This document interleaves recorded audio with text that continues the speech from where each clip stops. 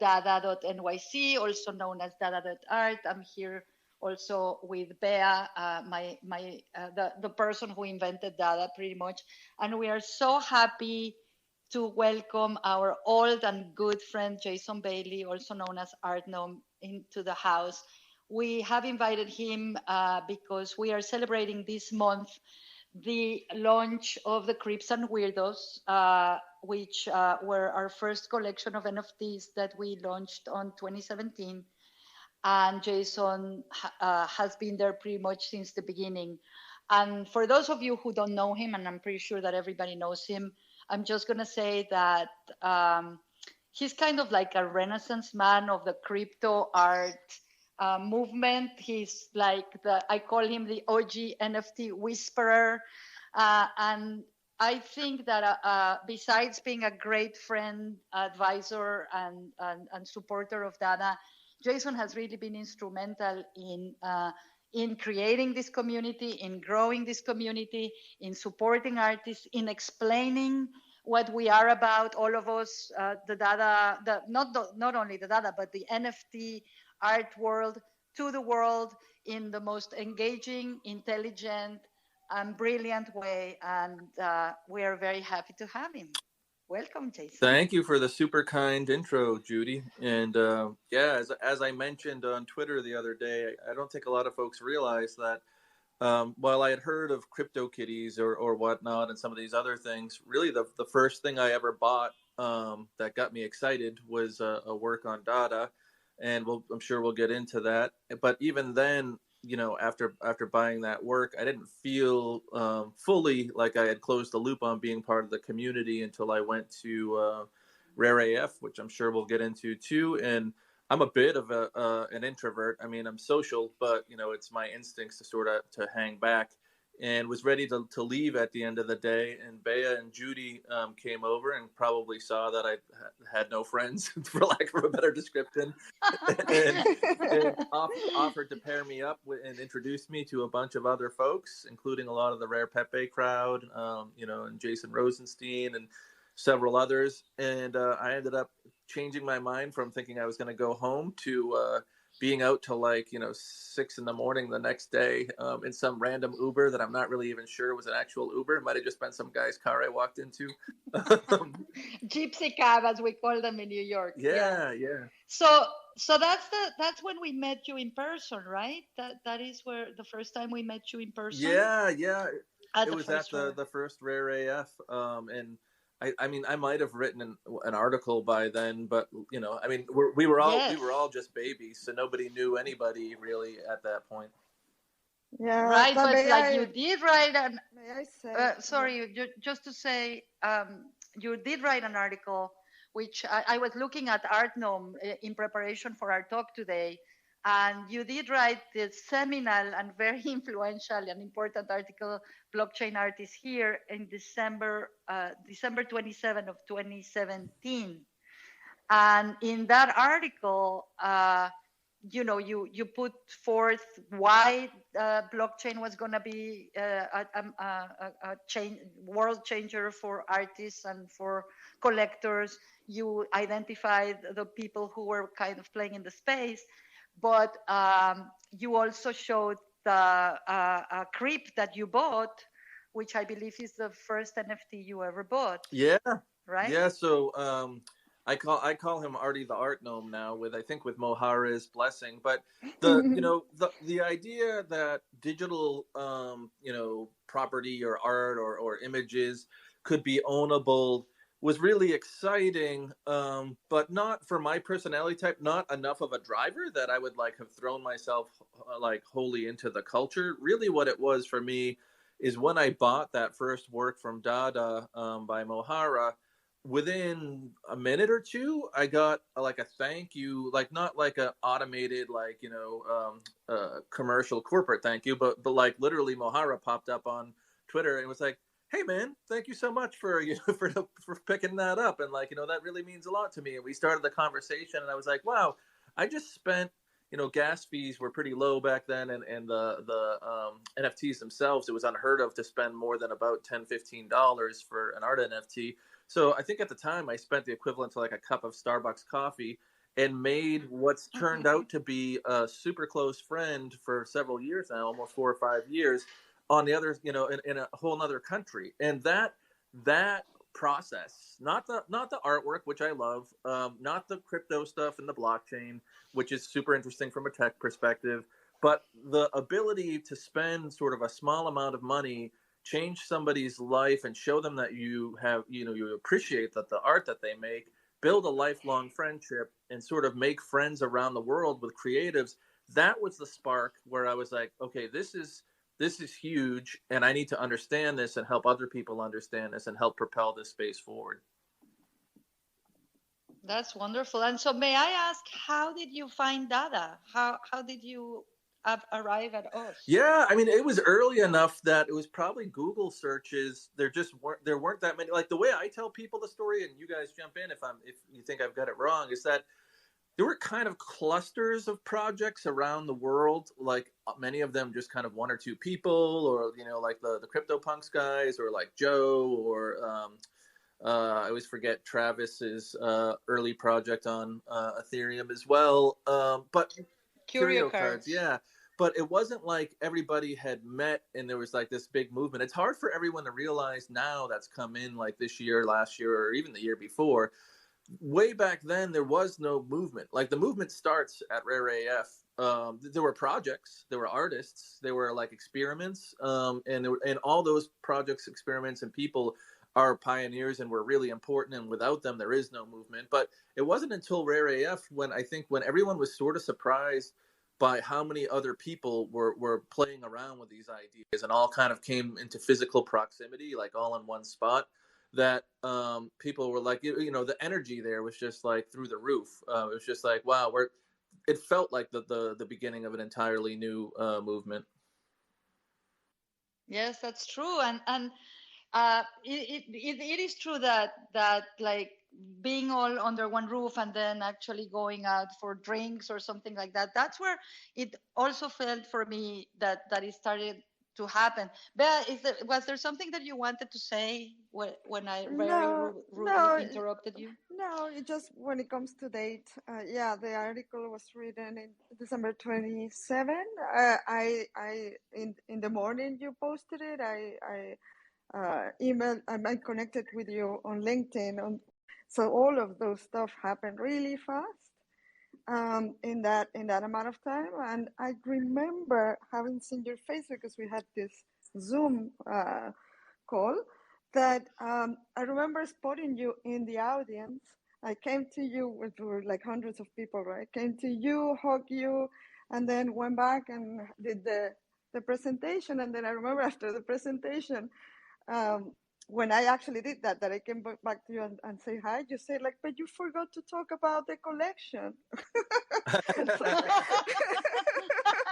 didn't talk about the Creeps Weirdos.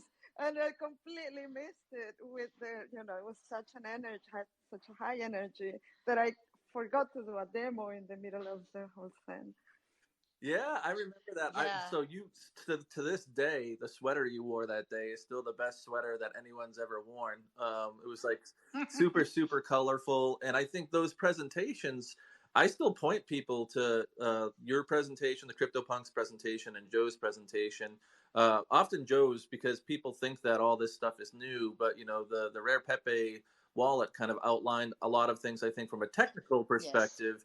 And he was completely... They invented everything. Yeah, he basically invented everything, in my opinion, from a user standpoint and a technical standpoint. But you guys invented the culture, right? And without both, you needed to have sort of this global creative culture combined with sort of the technical solutions and get everything sort of in together for the perfect storm, right? And similarly, I think, John and Matt from CryptoPunks sort of, I call their work almost like the Trojan horse, because it's actually really technical and interesting from a generative art standpoint, but it was so cute and accessible to so many people that it sort of, it solved the marketing problem in a lot of ways, right? So there's sort of like Rare Pepe on the tech side, setting sort of the standard for what these marketplaces would look like. Although in my opinion, it's still got a lot of things right that others haven't. There's Dada on the sense that, what we were going to be about sort of as a community, and as people. And then, the CryptoPunks sort of helping simplify, I guess, for lack of a better word, and make it more sort of appealing for a broader crowd.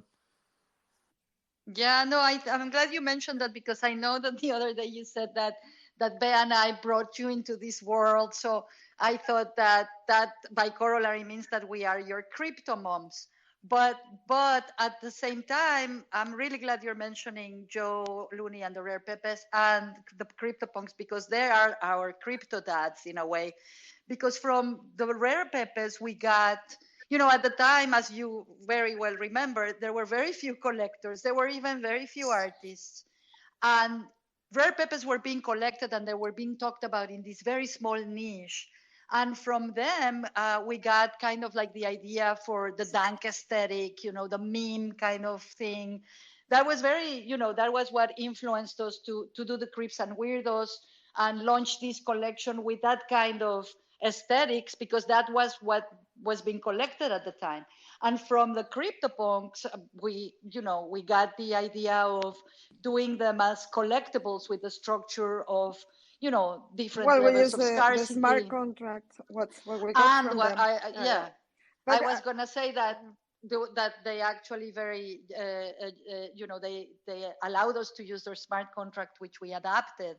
So in that sense, that's kind of. Yeah, I think from what Jason is saying, what we added was the art side of things. Like, because everything was really collectibles and memes and trading cards. Even Curious Card was about trading cards, right? Like, and so what we brought was the idea that this was a thing for artists and for art to exist. And that's why royalties made sense for us, because before that, it was like, you have a company bringing a project, or you have a community that is doing memes. But for us, it was like, this is about art, and royalties should be part of it. Yeah, I think you nailed it. It made a lot of sense at that time, and there was also, I don't know, there was sort of I'm sure there were communities and cultures around the other projects as well, but I think the Dada collection in particular, and the platform kind of gave everybody the full set of tools that you needed to participate. Like, even if you didn't, as an artist, right? Even if you didn't understand blockchain at all, or how any of this stuff worked, you could go on to Dada and create drawings and continue each other's conversations and meet people from around the world. And the tokens were almost, just a part of the entire experience, right? And I think that idea, like a lot of the early projects, is so far ahead of its time that I kind of hope that we move back that direction, as sort of a remedy to a market-only driven NFT ecosystem, right? So wouldn't it be great if, the things that, there's a lot of things that I think we need to still work on in the NFT infrastructure, but one of the things that comes to mind right away is lowering that bar, or that barrier to entry, and like packaging the tools for making the art with the ability to produce a token. I think is still a pretty brilliant idea, and having a community around you to help keep you excited along the way. Yeah, we couldn't have said it better. But I also I know that we have our kind of like resident archivist and archaeologist Lenara in here, and she was telling us that she saw that you collected Creeps and Weirdos, that you didn't go at the time and buy like a bunch of them at the same time, but that you were kind of like gingerly picking them. And I was wondering if you remember any of your process of how did you, my question is really, how did they look to you at the time? And now, how do they look to you now? Because in my experience, my perception about them has changed, and I wanted to hear from you if you have any insights about that. Yeah, it was interesting, because there wasn't, like today when people collect, there are all these signals, right? Like, there's dozens of influencers and you can figure out who's collecting what, and like people tend to look to other signals. But I got to think that I was maybe one of a dozen people, maybe early on, that in the very early days that was buying, and I wasn't necessarily aware of other folks. So you're really just buying what makes you smile, or what makes you happy, or what think is cool. And while I had met a few of the artists, I hadn't talked to them all. So these were just like, I don't want to like say like just like everyday people, but in the sense that they weren't like these superstar well-known artists, which is part of the appeal. So in looking at the work, it wasn't like, oh, this person's famous, so I'm going to buy this. It was more like, well, does this resonate with me, right? Which is kind of the way I look at art in general. But if I'm honest, life back then wasn't, life, we'll call it pre-NFT for me, wasn't all that awesome. I mean, it wasn't like I had a hard life, but like I basically woke up, drove a couple hours into Cambridge, worked like 8 hours, drove home and went to bed. And my days were pretty Groundhog Day-ish, right? So I was looking for like a little injection of happiness in my days. And when I went to Dada NYC for like $10, $15, I could buy these works that just made me smile. It wasn't always like a deep intellectual exercise, and it certainly wasn't a monetary exercise, because there was no sign back then that any of this stuff was eventually going to be worth anything, right? So it was purely, this makes me feel good. I can spend $10, and like some artist around somewhere else in some other part of the world is going to get a rush just like I get a rush, because someone spent just a small amount of money to say that they like what they created, right? And then I can add that to my collection. So I liked sort of the variety and the weirdness, and having used the tools, the Dada tools, I don't think anyone in the history of Dada has ever claimed that Dada's drawing tools are spectacular. And we actually call it the shitty art tool. Yeah. That's how we refer to it. Yeah, it's like the shitty tool, because it's really yeah, shitty. Yeah. I mean, it makes MS Paint look like like a VR tool or whatever. But that actually is important, because once you've used the tool and you've seen the works that are created, your appreciation for them goes up dramatically, right? So you're like, holy smokes, like people are like using this tool to make like really amazing art. And everyone has different tastes, and my tastes at the time, and I think they still skew this way, were towards what we were calling sort of dankness in the early days, meaning like I wasn't necessarily looking for like the most realistic, artworks or representational. I just wanted the most expressive, right? So like, which works were sort of weird or expressive or exciting. So I think it was Hernan, who is like a bodybuilder who made like these. I always think of like the blue and green one of, there's like a guy with like stars in the background or whatever. Yeah, it's a creep called Cosmic Coach. Yeah. I loved I loved that one. I always followed Mohara's stuff because I thought it was super expressive. Quick story, I remember when I should find the tweet. There was I was tweeting about Dada quite a bit in early 2018 and sharing the work, and I had already had sort of somewhat of a reputation in the art world for like writing about art and stuff. And I posted Mohara's work of a guy throwing up rainbows. And you have to know, again, this is super early in the crypto art world, where like the rest of people like hadn't taken any interest. So some guy from the traditional art world that I knew was like, if this is crypto art, then I'm not interested, or basically like some nasty, like really nasty. No, I remember. I remember we wrote a blog post about it. No, but he said like, if this is what digital art can, the best that digital art can do, then something.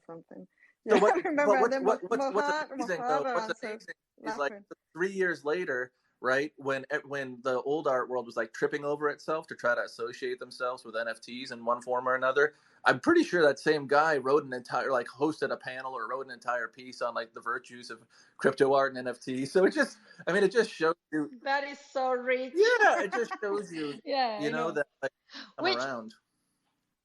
Which reminds me, we went together to the first, to the Christie's Art and Tech Summit in London, which is also like a very interesting way of like then and now, because you were the moderator of the panel where we were invited. And these are like the people who were invited were the Rare Art Labs guys who we were the ones that proposed Jason to Anne back in April when she was organizing the whole thing.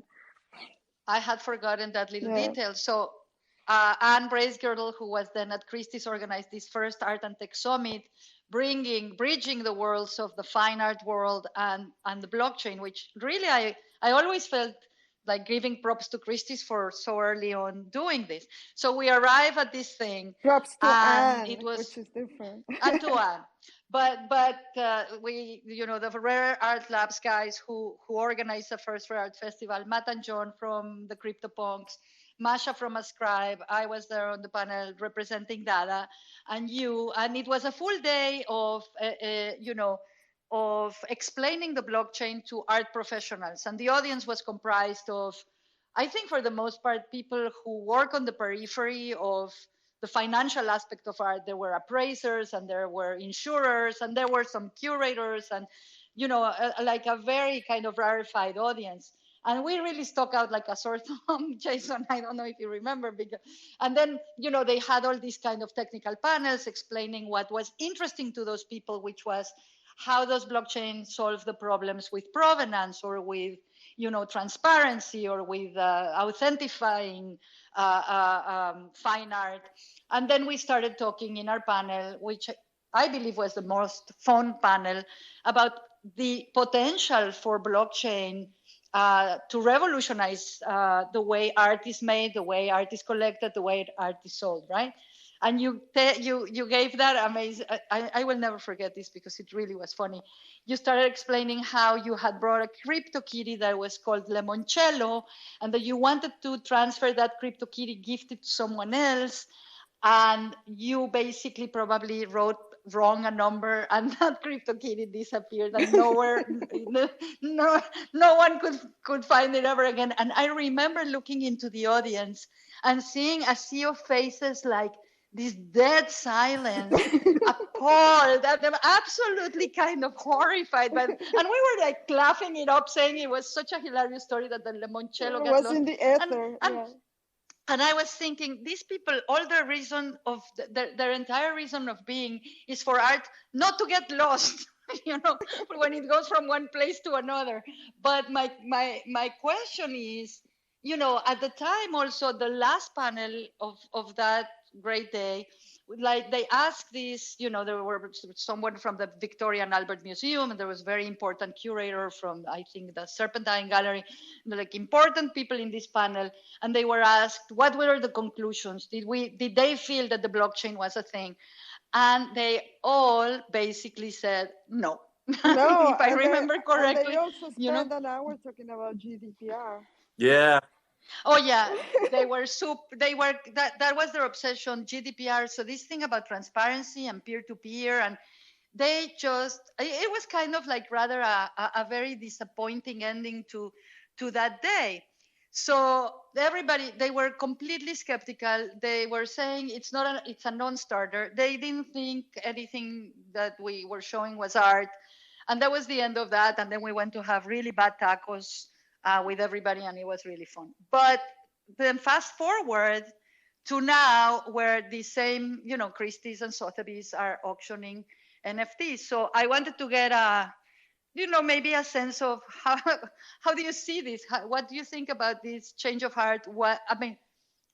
If there's a more complex reason for them having changed their minds than money, I would love to hear from you. Yeah, I have sort of a complicated relationship with the traditional art world, in that I know a lot of really great people that work in that space. And if I had been more successful, having gone to art school a couple of times or whatever, I probably would have tried to work in that space. So, it's fun sometimes to pick on the old art world as we try to establish what the new world is going to be, but it's actually just loaded with people that care about art for the most part, right?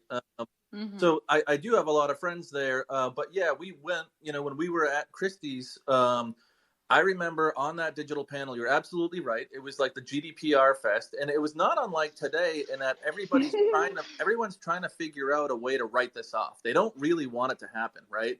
So they're like, it's a pyramid scheme, it's money laundering, it's bad for the environment, it's this, that, and the other. Like, people really, really fear change, right? So especially if you're heavily invested in traditional art, and these lunatics on the stage are telling you the entire future is going to be digital art, right? So I remember very vividly the faces looking up at us as we were presenting. It was almost like who let these morons on the stage, for lack of a better description. Yeah. And the high point of that was when I told them all that they were now going to be digital art collectors, because we were giving them, the work by Robbie from the The super the Robbies. super Yeah. rare card. And I'm like, don't lose this, it's important. And they're all like yawning and looking at me like, get off the stage, we just want to talk about GDPR and like tracking, using blockchain to track provenance for physical art. And free ports and parking stuff in free, that kind of thing, right? Yeah. So, but and it's interesting, and I'm glad that they've come along and around to actually building out, NFT marketplaces. Like, look,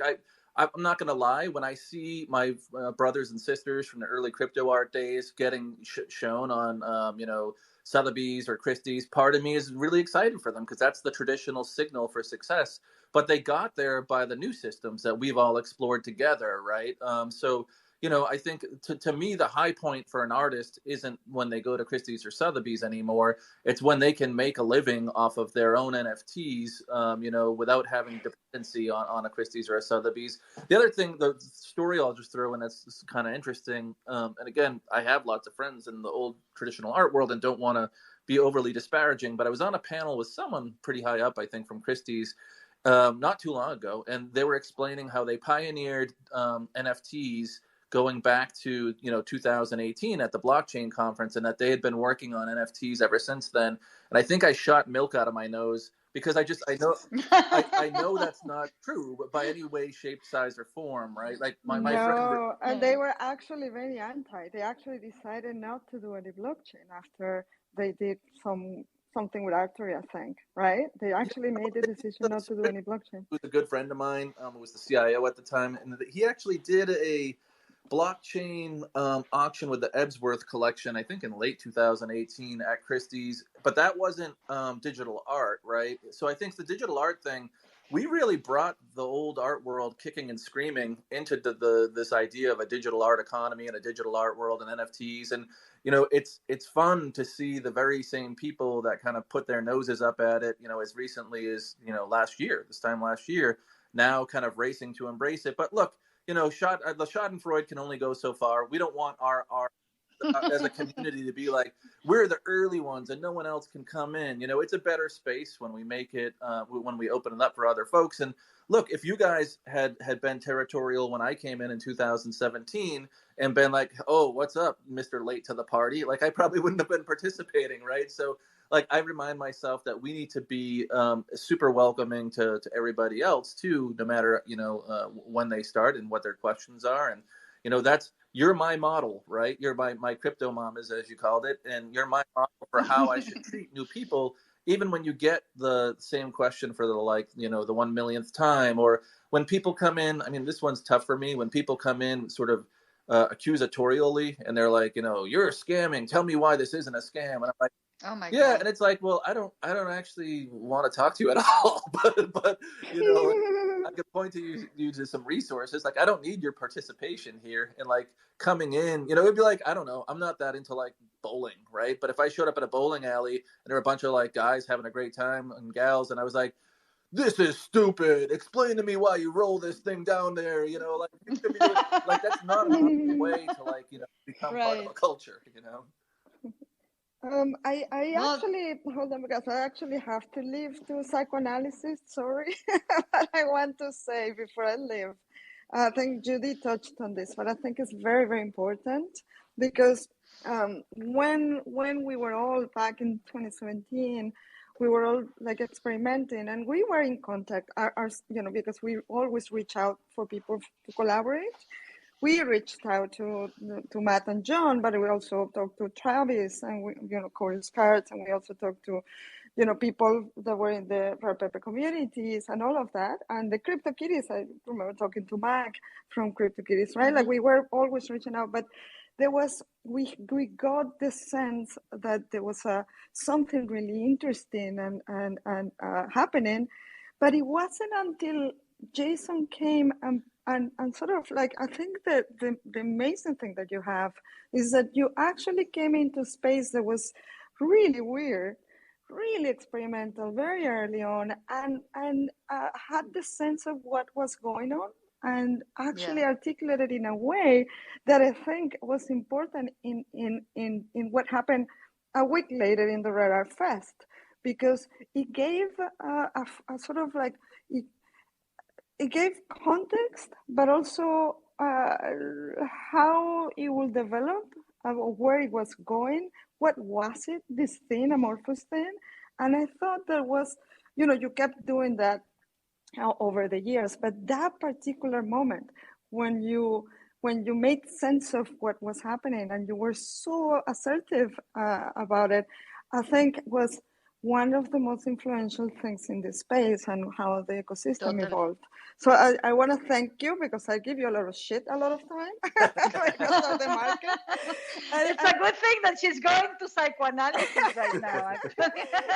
but it's true that it was beautiful, and the spirit of embracing, of openness, of taking care of the community was always there from you, and is still there, and I appreciate it, and I want to thank you for that. And on that tone, I have to go to psychoanalysis. Well, Thank you, I everyone. really appreciate that, Bea, a lot, and I might be tearing up just a little bit here. So, really, really, that means a ton coming from you, and I love and miss you, and good luck with psychoanalysis, and hopefully we get to share some food soon, and I get to give you a big hug. Yeah, you'll see her. Yeah, You'll see her in New York. actually, let me see. Yeah, we see each other in New York, and also we're in the castle, in the chateau in France with this NFT residency. And I was talking to Primavera that actually we should have next year, which is going to be the 5-year anniversary of the Creeps and Weirdos. Let's have a Halloween party in the castle next year. Let's just start preparing from today, because it's the perfect place for a really creepy, spooky feast. And I think Jason should have been at the residency. Oh, I was invited. So Primavera is awesome, Mm-hmm. and I think Alex Rebin might have invited me as well, but didn't a little too busy trying to launch the company and some other stuff going on. But literally, like, love everybody that's at the residency. I think Mikol's there and Primavera. It's like a who's who of like the best people Mikol, in the space. Colborn, Colborn ladies Colborn, here. yeah. I mean, there's some really wonderful people here. Yes. Okay. So bye, everyone. Love you all.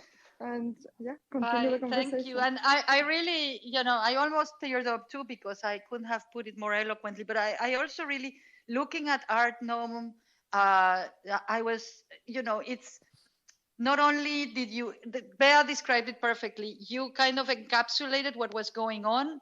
It's easy to see now from retrospect, but being in the middle of it, and you really kind of laid out why it could work, who were the players and everything, but also you have always been a champion of artists. And as you say, we are your models, which I really am very humbled to hear that. But I think as a collector and as somebody that has really helped create the community, you are also a model collector, because you care about the art, you care about the artists, you care about the community. And to me, it's kind of like, if there is an ideal collector, it's someone, to me, that acts like you, as someone who also knows a lot about art, who is, you're also an artist, and I think you're a wonderful artist. The stuff that you made on Dada is fantastic, but it's really this feeling that it's bigger than just acquiring one piece of art or another. It's really about creating community, and also about, to me, what I really appreciate about what you do is, because you know about art, when you write about an artist, there's really a lot of sensitivity and insight, and it's not just, you're not just, oh, I'm gonna write about this artist because I'm pumping. It's never like that. It's, you write about artists that you appreciate, you explain why they are interesting, why you appreciate them, and I think that's a wonderful thing to it's wonderful to have you in the space, in the many guises that you are with Artnome. And we're going to talk about you're launching the NFT club before we end. But I also wanted to let you know that, I don't know if you're responsible for what we call the ape storm. Are you familiar with what happened to us on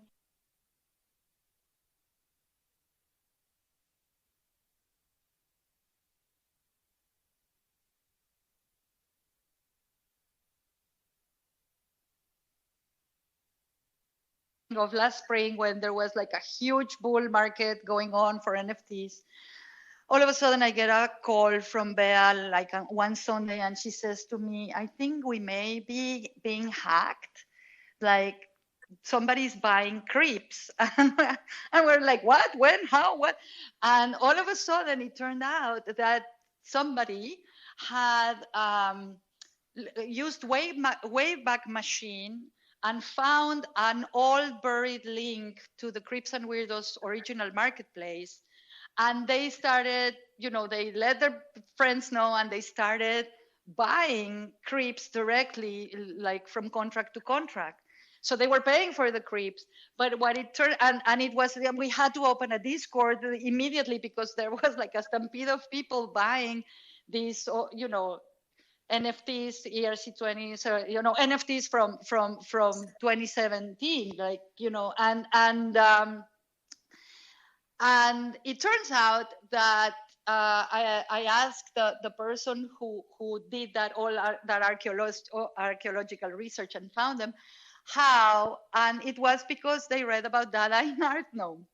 So and this is what propelled us actually to also launch the marketplace with the creeps, the original 27 creeps this year, because we thought, well, the cat is kind of out of the bag. We were intending to use them in a different way for the invisible economy and in our system that we're creating, but I think it's really fitting that and it makes complete sense that they would find a word about dada in Artnome, because you wrote about us, and you wrote about the creeps in that very first article. So that's amazing. Yeah. That's the So story. I'm not sure if, after that story, I'm not sure if that's a good thing or a bad thing that I caused an ape storm. But I think the funny thing for me, Judy, is remembering when you and I and Bea in the early days would talk about, and this was true for me and the Super Rare guys, and for me and the other platforms. We'd all have these conversations about, like, how do we get anyone to collect this early work, right? Like, it blows people's minds, but the problems that we faced in the early days people can't fathom them anymore, right? So like that first few months, it was like, how do we find artists? A lot of the platforms were like, how do we get more artists to do this? And like whatever artists would make would sell, but like people couldn't find more artists. So like I helped bring Super Rare their first few artists, and like talk to other platforms that are like, Jason, can you help bring artists or whatever? And then later, it was for a long time during the bear market years, it was, how do we get anybody to care at all about buying any of this stuff, right? Which, I mean, the markets are so hot, especially for the old works, and rightfully so. I think Creeps and Weirdos are just as important as any other early works, and probably a little, or definitely a little undervalued at the moment. But people will come around. They always have a way of kind of coming around. But yeah, I remember conversations where, like, how do we get people to buy? Fast forward to the ape storm, and like you're trying to figure out how to keep people from breaking through the back wall and buying them all up. But no, it just shows how fast we've changed in the last 3 or 4 years. No, and I always remember that, it's true that first the challenge was how to onboard artists and how to get more artists. And I remember we were kind of like trying to spread the gospel. We would go to like artist meetups. I remember we were at this salon that we were invited to here in New York. It was full of artists. And I think the guys from dada.art were there too. And we talked about dada and the blockchain and, and I felt artists are kind of resistant to change too, because maybe it was so new and they were all obsessed with Instagram. And I was thinking, my Instagram is like, you're talking about the daguerreotype, like you are so 19th century. Stop talking about Instagram. I'm telling you about this thing where you can actually, explode, your I don't know, I hate to use the word exposure, but it was so new that artists really didn't even know how to think of it, and to onboard even our own artists, to onboard them to, when we launched the Creeps and Weirdos, we needed the artists to have their wallet so that they could get the royalties. And that was challenging, So that was first, and then it was, okay, who are the collectors? There were like this, small group of very intrepid collectors like you and other people and other artists, because I think like the artists were collecting artists. And it's true that it was a very, it was a very different, tiny little ecosystem. Which brings me to tell us about your NFT club. Yeah, Club NFT. So Club, and I'm sorry, no, Club that's NFT. okay. I Yeah. like a club or NFT club, maybe even better. I'm gonna have to see if that domain's available too. So yeah, our news will hopefully, fingers crossed, be coming out Thursday. But because this is family, I can share some of what we're trying to do. So it's actually a good segue. You know, we were just talking about how in early 2018, the big problem was how do we bring artists on? And we had to do those sort of fairs and in person events. And I tried to help and do my part by bringing artists to marketplaces. And then the questions were, you know, how do we bring collectors on? And I think we all kind of came together as a community. And later on, I would say the question was, how do we get a secondary market? Because people would buy things the first time, but sort of the old snobby art world was like, well, you don't really even have anything until you have a secondary market.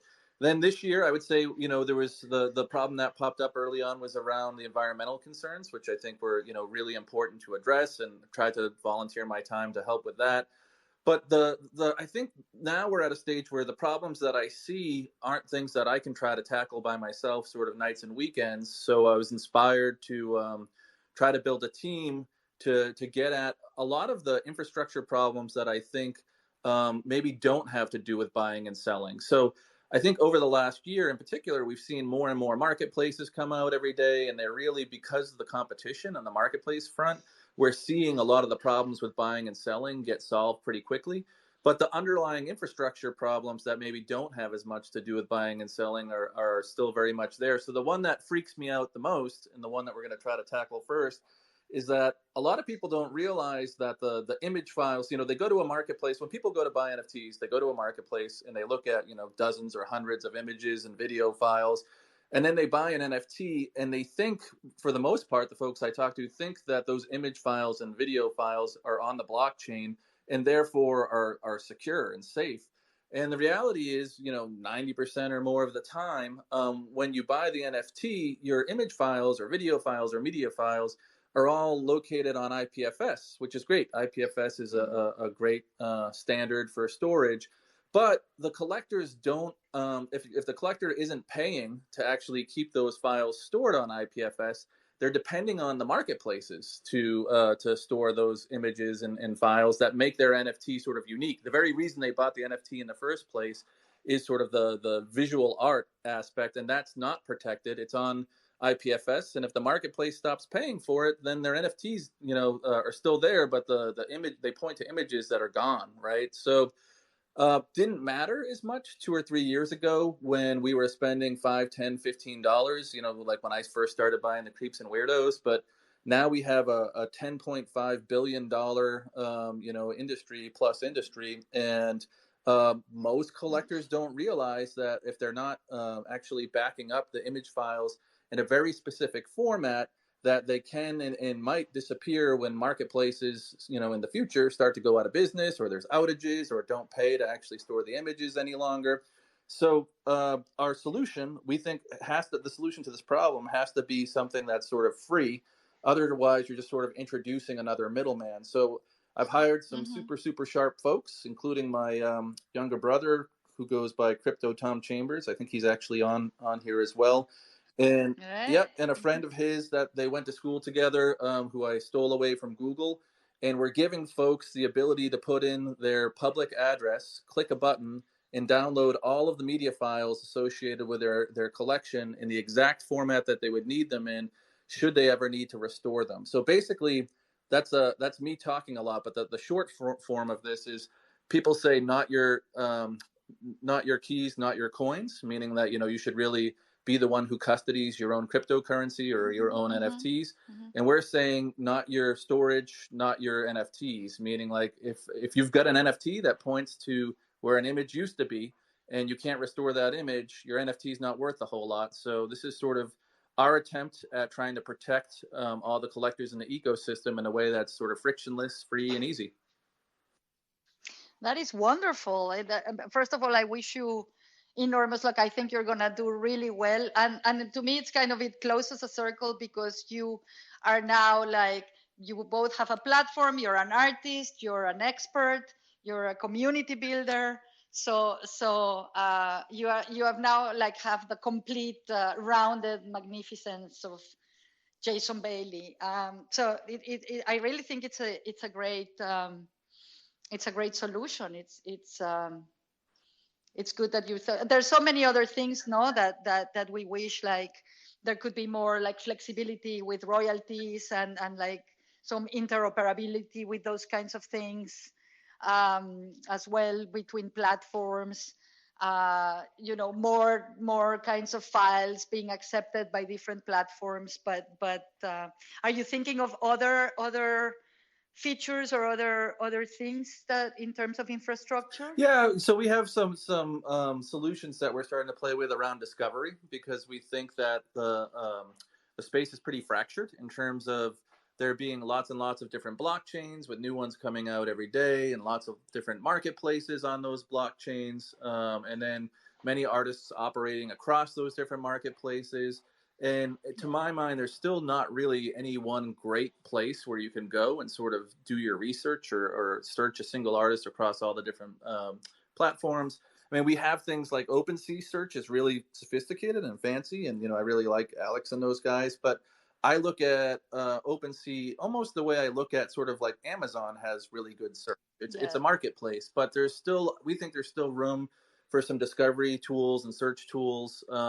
That sort of work across all the different blockchains and marketplaces that aren't necessarily tied to buying and selling, and allow you to do research. So we're looking at that. But really, what I'm kind of doing is the same thing that I was doing when I was writing my early articles, which is trying to figure out what the smartest folks in the space are doing, and then make that available to everybody, right? So I know I sort of made the backup and protection solution sound kind of complicated, but when I look at the sharpest collectors, the ones that have the engineering degrees and understand the blockchain and how all this stuff works, they're building their own tools to back up all the files for their collection.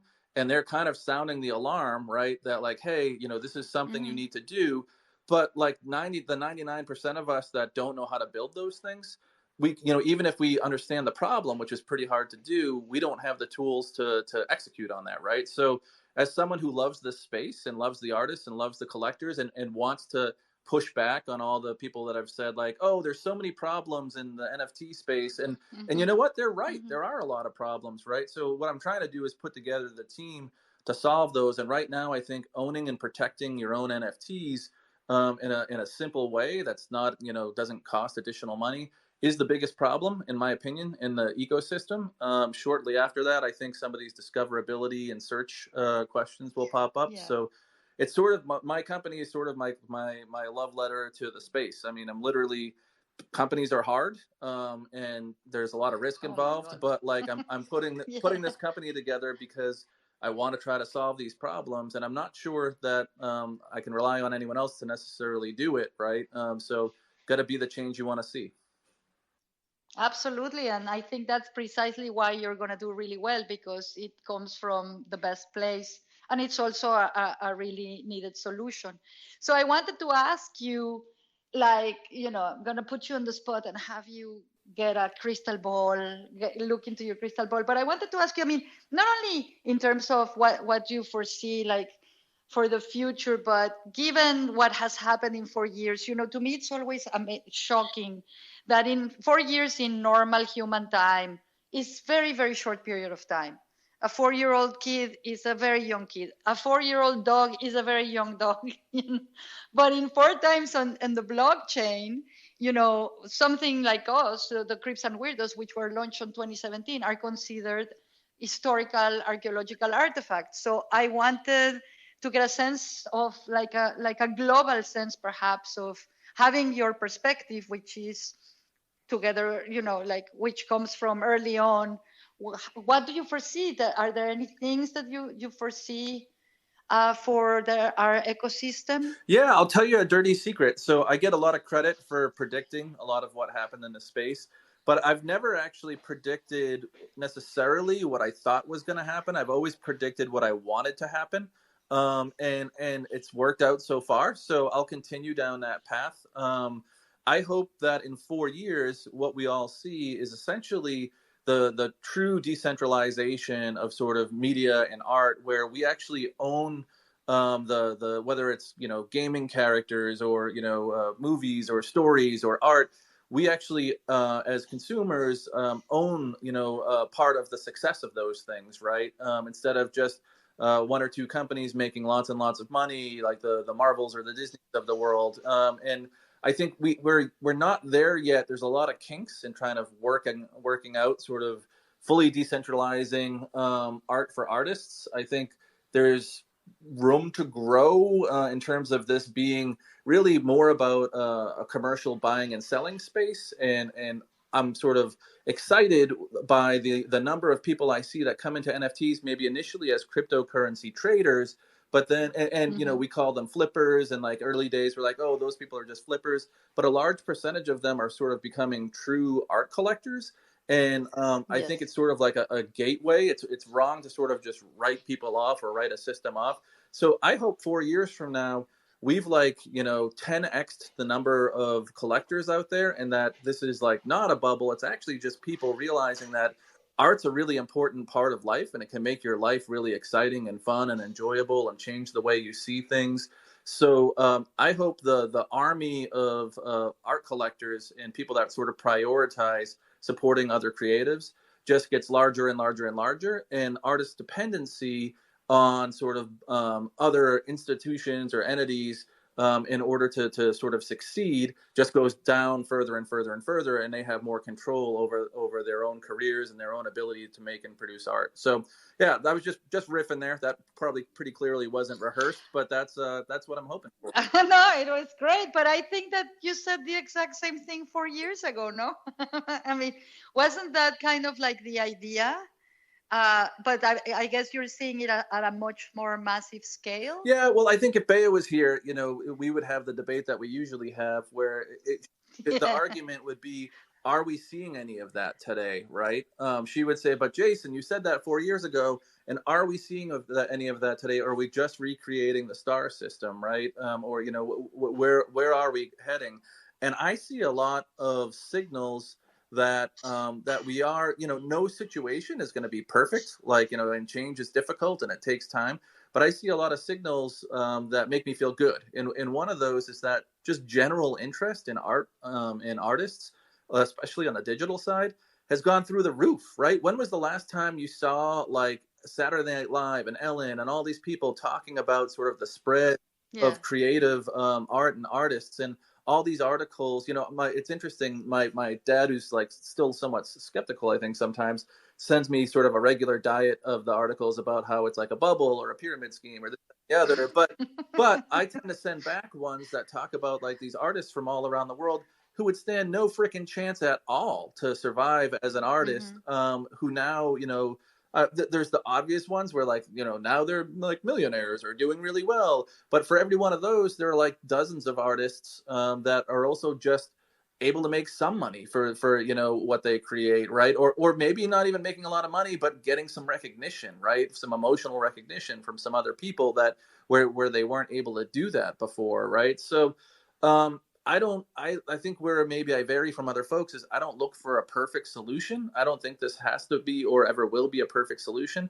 I look for evidence that, we're moving in the right direction. And, I sort of, something I did say 4 years ago that I still repeat is 40 years in the art space. I never actually knew, I knew one guy who was a political cartoonist who worked on art full time. And despite spending half my life in art school, I never knew anyone that just made art full time. Like everyone either was a professor or had a night job or a day job. In the last 3 years, that's gone from knowing one person to knowing probably close to 1,000 people personally who can kind of, either live off of their art or pretty damn close through this system. So does that mean everyone is going to be able to live off of making art? I don't think that's ever going to happen. I hate to be sort of the rainy storm cloud on that front.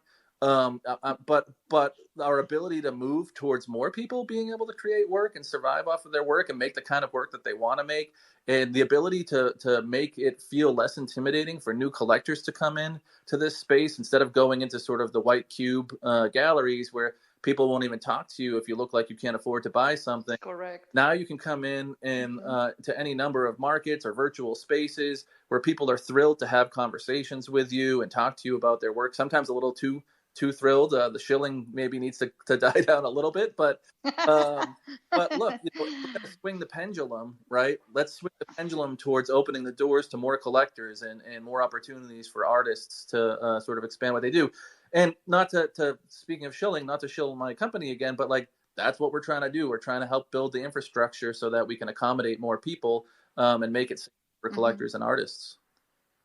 No, yeah, I mean, I agree with you, and the in the case of Dada, we have seen it happen, as you know, like Maria Garcia was able to buy herself a house for her mom, a very modest house in Venezuela, with the earnings from like her Rari token and from Rarible that artists helped onboard her into, and this is someone who lives in a very precarious existence. So it's not only about, as you said, the people who make like the big bucks. There's so many stories like Mox, I call him Mox Mojarra, whom you will know. He's now so busy doing all these collaborations and things on NFT, and I think he really, it's interesting to see how he, from not knowing what MetaMask was, and trying to, say, okay, you have to open this digital wallet, to now being kind of a household name in NFTs. That this is the story of a lot of artists.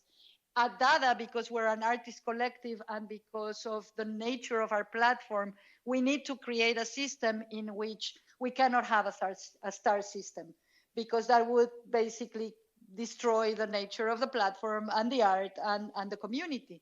So we have a different approach, but I think that we agree with you. In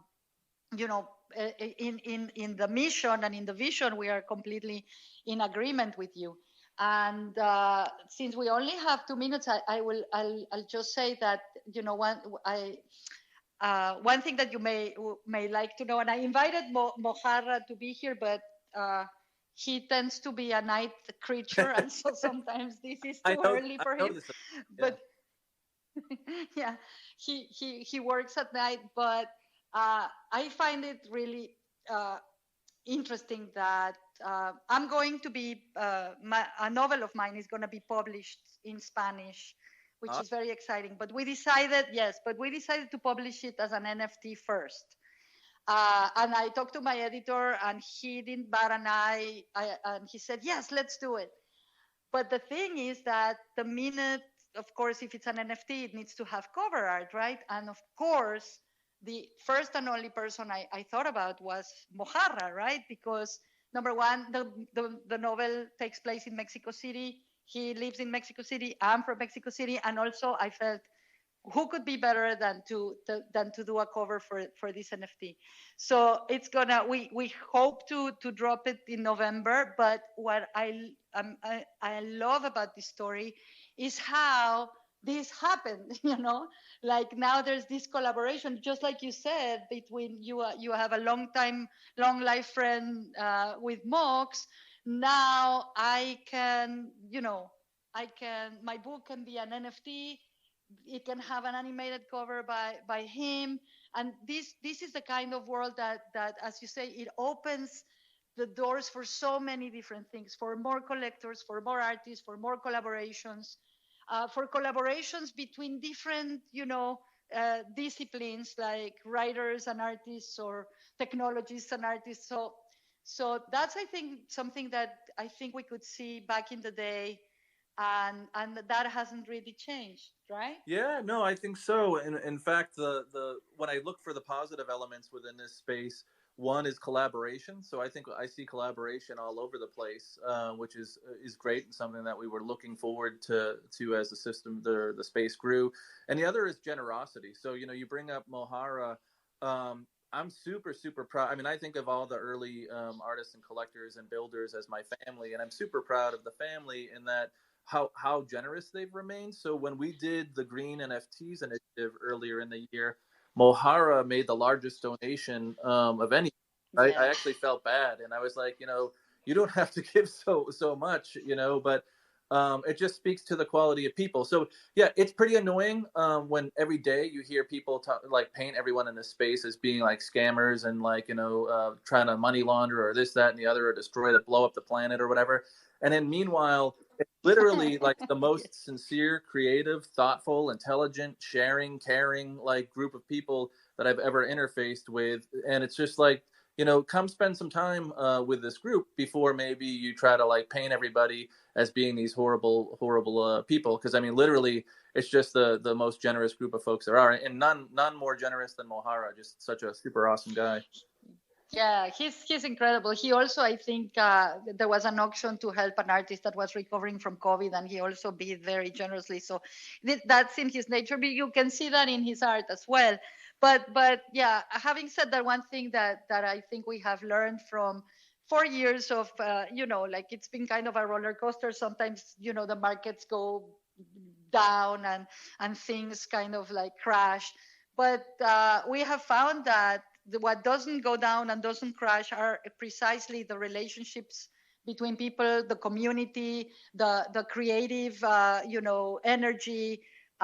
If anything, in times that get a little bit dark, where the market is not distracting everyone, is when a lot of real experimentation and creativity and community building continues to happen. So yeah, no, yeah. I see Joe joined us, Joe Looney, who we were singing your praises earlier, Joe. But Rare Pepe, if I'm not wrong, and I know we have to probably wrap things up in a little bit here, but Rare Pepe is a function of you know, the bear market. Like there wasn't much else that folks could do. So you know, I think that kind of that part in time sort of drove the creativity, right? That became Rare Pepe, which we all sort of owe a debt of gratitude to. I made a silly chart several months ago when people thought that NFTs were dying again and crypto was dying, that shows sort of peaks and valleys.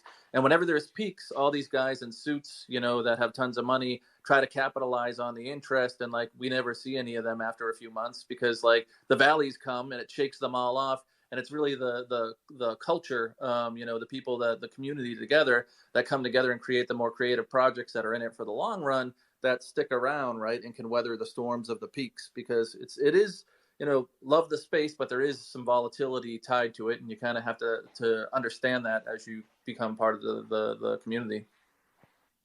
Yeah, and it's so nice to see Joe here. I wish you had joined first, because yeah, we really did like we were just phrases. A number. We were just like, he's the daddy of everything, you know.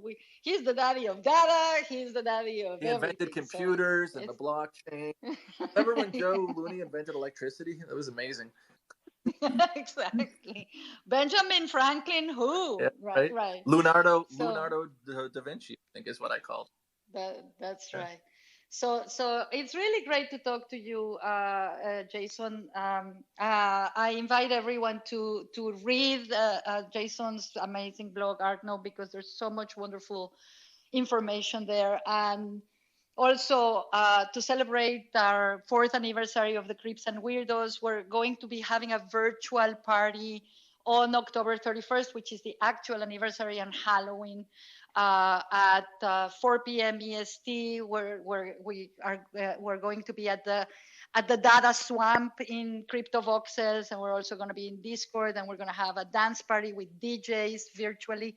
And if anyone is in New York, we're also having a toast to the Creeps and Weirdos on Halloween on October 31st. If you want to come, let me know. And thank you so much, Jason. Hope to see you and give you a big hug in New York. Maybe we can have some decent tacos. Yeah. I want margaritas and tacos. And thanks for having me on, and for your kind words, and for Bea's kind words, and all your support through these years. And what a ride it's been. So hopefully it'll continue to be really interesting moving into the future, and we'll all just continue to support each other. And thanks for the folks that hopped on to listen to us tell the old people stories about the early days of NFTs. Yes. Absolutely. And I hope this will be a tradition where every year we're like, do you remember when? You know, every year we get together and celebrate the community and celebrate all the amazing, really wonderful things that have have happened Yeah, since. we're going to be in rocking chairs like 30 years from now, like in a home talking about Rare AF1 and telling people that they don't know anything about the beginning of NFTs. But hey, there's worse futures to have. So I'm all for it. Exactly. Exactly. Thank you, everyone, for joining us, and we'll see you soon. Take care, everybody. Thank you. Bye bye.